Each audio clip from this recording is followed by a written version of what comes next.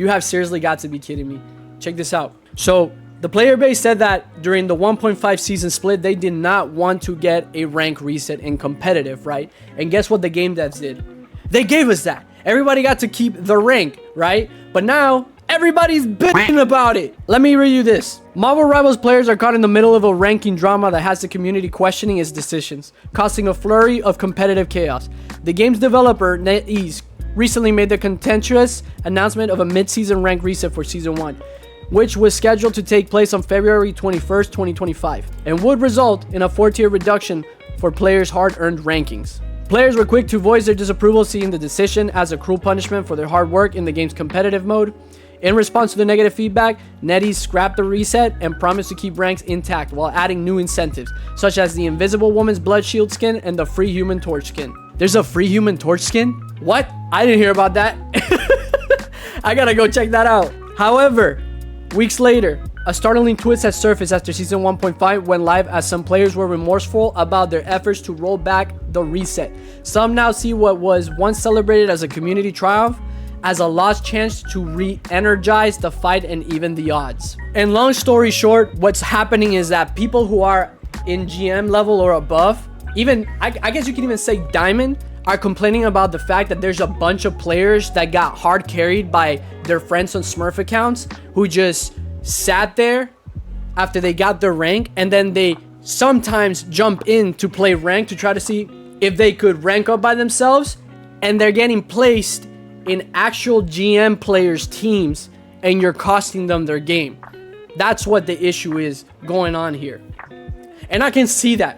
I can literally see that because I've had so many throwers already in my lobbies simply because their character got banned by majority. So they go to play a random character that they've never touched, or they just say, okay, then nobody gets heals, we're solo healing. And that's just one of many petty things they do.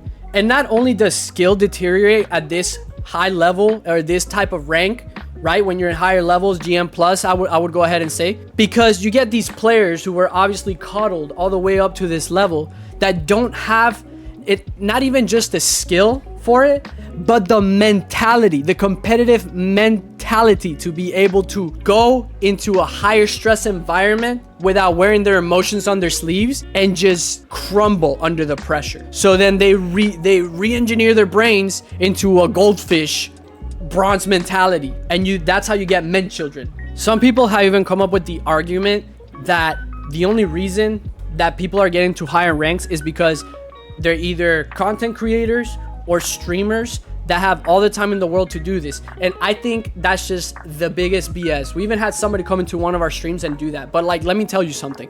My wife and I work full time, and there's also content creators and streamers that could literally sit down for 12 hours straight and only go up one tier. Whereas somebody who could literally work a 9-to-5 job, who happens to be a great player, can go up in under 2 hours, maybe 1 or 2 tiers up in rank. It's all excuses. And the people that show up to GM lobbies with excuses are the same people that don't deserve those ranks. Because if you take anything, whether that's gaming, sports, art, business, only the people that don't make excuses for themselves are the ones that are eventually going to succeed. We don't really care. I actually prefer that they kept they didn't do the rank reset, because our 3-stack and our players understand that all 3 of us are flex players and that you need to be a flex player in order to like gain ranks. So what we do, we ask them, what's your best character? What shouldn't we ban? What do we need to play? What role do we need to play? Do you need help? I'm doing great in DPS, but I see you struggling. Let me play a character that will help you succeed. That's what it takes to climb up in anything, life, not just gaming. But let me know what your thoughts are on that. And please, if the devs want to make a change in the future, don't combat them.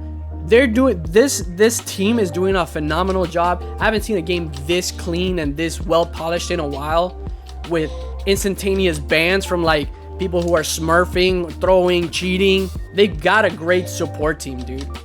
Let them do what they're doing. Have trust in it. Have trust that if they do make a mistake, they will correct it.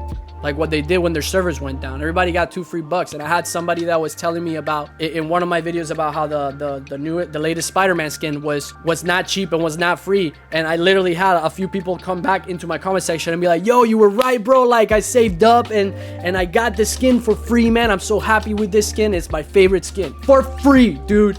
When you have games like Apex that charge you $150 for you to gamble into potentially getting a cosmetic in a first-person shooter. But yeah, like I said, let me know your thoughts. Comment down below, like the video if you thought this was a good take. If you didn't, let me know why in the comment section, and let's talk about it. See you next one.